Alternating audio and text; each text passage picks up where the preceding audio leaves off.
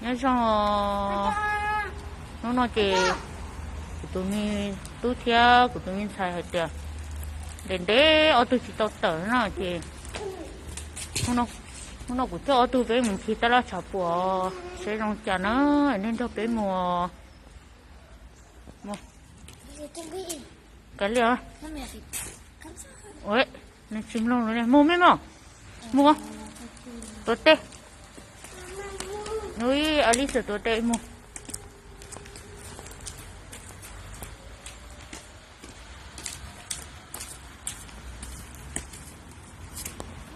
ôi là muốn nhỏ lúa tao rồi ôi xong cho này đâu xì cỡ tiệt đây bébé pour Jean Chia. Jean Chia là bébé nó. Nó bébé tung đi với yo. Ouais, allez mon. C'est bébé mon yo à China. Bébé mon à chi. Bébé mon magasin là. D'accord.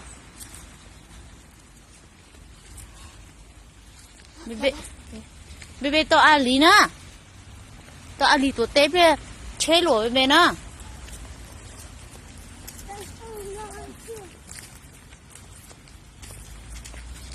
mình sao có tuổi ông ghi téo nếu ông ghi là kẻ chế lỗi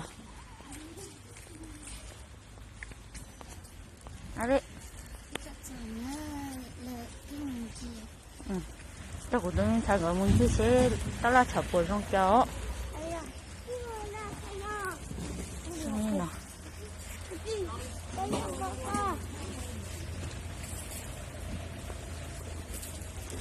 nó chơi ra là mua tết không xí họ vào hồi chơi nó chơi là mua thổ khử lô uống nó nè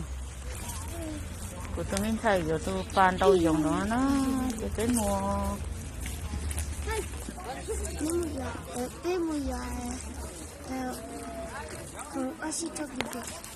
của tôi mình thấy người mua gió không xí nó mua nó gió chị đây mua đây gió chị đây gió rồi bébé sấy bébé gió lúa tư bébé gió mô tô đó mô tô bộ chiếc Ah ben ça, à 1 euro, vous en trouverez pas. C'est vraiment pas cher, 1 euro. Muốn nhớ phải làm gì? Còn đang đâu? Je sais pas où elle a posé. Elle a perdu.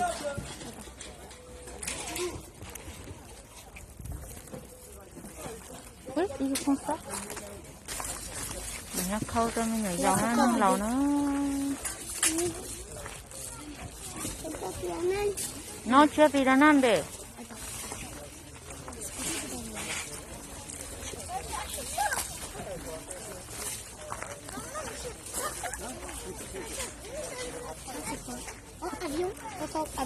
Chị dùa đang để tiếp xuống mọi.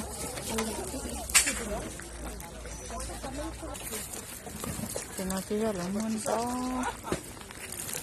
Một ôm nó. cái chị chọn về đây không phụ béo ta lấy sợi của ít con đau ít mềm đau nữa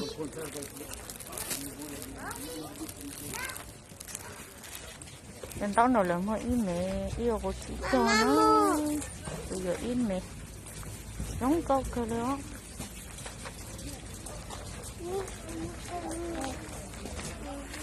cái nó sập của nó còn đau mà kia là một con giờ cứ còn thế nó chị đây là một con giờ mình ngồi giàu nó người con đau chị cái mù nữa về mua cho xong về có của tôi về mà chỉ cả tuột tế nào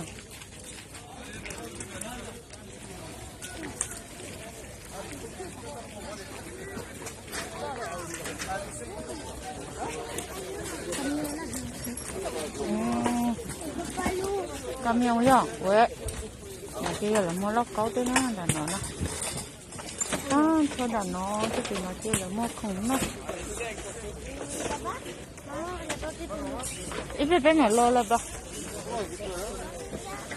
tôi bé bé tên à một tí mua nó chỉ là mua lóc câu nó không tốn bé bé một đi lia ôi chỉ nó xóa dạ lên nó đó